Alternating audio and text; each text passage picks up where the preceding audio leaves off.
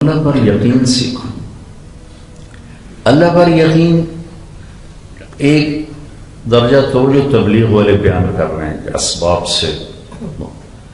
اسباب کا تاثر نکل جائے، یہ امکانیات میں سے ہے، ناممکن نہیں ہے۔ اللہ کے بندے تھے بھی، ہیں بھی، آئندہ بھی آتے رہیں گے۔ یہ بہت اعلیٰ درجہ ہے، لیکن اس کا مطالبہ ہم سے نہیں ہے، کیونکہ ہر ایک یہ کر نہیں سکتا ہے۔ جو درجہ یقین کا مطلوب ہے، جو درجہ یقین کا مطلوب ہے وہ ہے کسب حلال، نہ کہ کسب حرام۔ حلال سبب اختیار کرنا، حرام سے بچنا۔ کسب حلال میں سچ بولنا، جھوٹ سے بچنا، دیانت سے کام لینا، دھوکے سے بچنا۔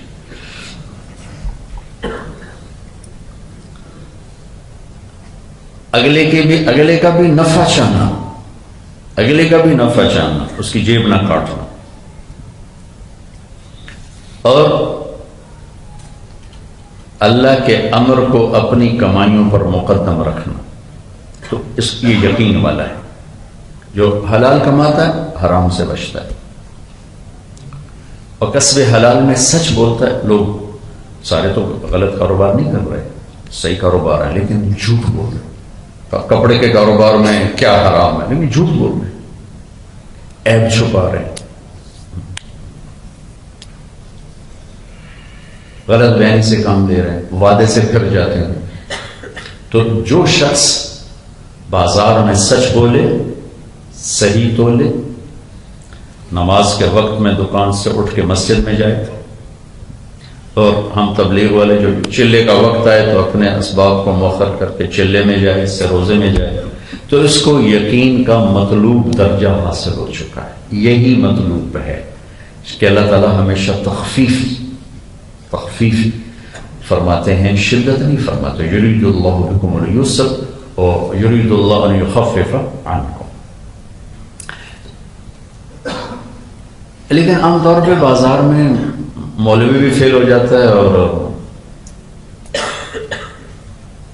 مسٹر بھی فیل ہو جاتا ہے، دونوں فیل ہو جاتے ہیں۔ پچھلی دفعہ جب آپ لوگوں کو میں نے جمع کیا، اب تو میرے خیال 2.25 سال ہو گئے، تو اس وقت ایک مضاربہ مولوی نے کھڑا کیا تھا، اور میں نے تمہیں کہا اللہ کے واسطے اس سے بچنا، اس سے بچنا، مجھے اس میں سے کوئی خیر نظر نہیں آتی۔ تو مجھے بعد میں فیڈ بیک ملا کہ کئی بچوں نے کہا مولانا کو اس میں نہیں پڑھنا چاہیے، کہ دنیا کی خبر ہی کوئی نہیں، جو اللہ کے نبی نے کہا تھا انتم اعلم بامور دنیاکم، یہ کہنا چاہیے مولانا کو، یہ نہیں کہنا چاہیے، ان کو کیا خبر کاروبار کیا ہوتا ہے۔ تو ان مولویوں نے اتنا بڑا فراڈ کیا کہ کسی مسٹر نے آج تک اتنا بڑا فراڈ نہیں کیا،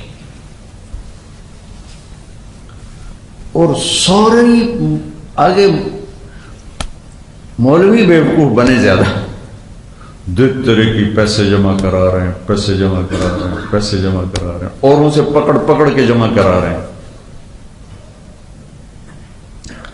تو میں اس لیے کہہ رہا ہوں کہ اس بازار میں جا کر دونوں ہی فیل ہو جاتے، کوئی پاس ہوتا ہے۔